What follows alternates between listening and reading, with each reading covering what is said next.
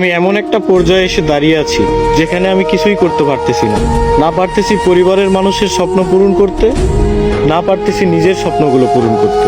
আসলে একদম জীবনটা আমার থমকে গেছে। আমি কিছুই করতে পারতেছি না। কি হচ্ছে আমার জীবনের সাথে, কেন হচ্ছে, এই হিসাবগুলো আমি মিলাতে পারতেছি না। বিশ্বাস করেন ভাই, প্রচুর পরিমাণে ডিপ্রেশন কাজ করতেছে ভিতরে। আমি অনেক ডিপ্রেশনের মধ্যে আছি। আমার জীবনের সাথে কেন এগুলো হচ্ছে আমি নিজেও জানি না।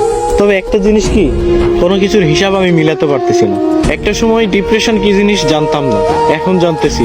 তবে একটা কথা মাথায় রাখবেন, ডিপ্রেশন বিভিন্ন ধরনের হয়। শুধুমাত্র প্রেম বিচ্ছেদের কারণেই যে মানুষ ডিপ্রেশনে ভোগে, বিষয়টা এমন না। সবচেয়ে ভয়ানক ডিপ্রেশন হচ্ছে ফ্যামিলি প্রবলেম। হ্যাঁ, এগুলো আপনারা বুঝবেন না। যারা মধ্যবিত্ত পরিবারের, একমাত্র তারাই বুঝবে। ডিপ্রেশন অনেক কঠিন একটা জিনিস। এখান থেকে সহজে কেউ বের হতে পারে না, কেউ ডিপ্রেশন কাটিয়ে উঠতে পারে না। তবে আলহামদুলিল্লাহ, ধৈর্য ধরে আছি, ভালো কোনো একদিন আসবে।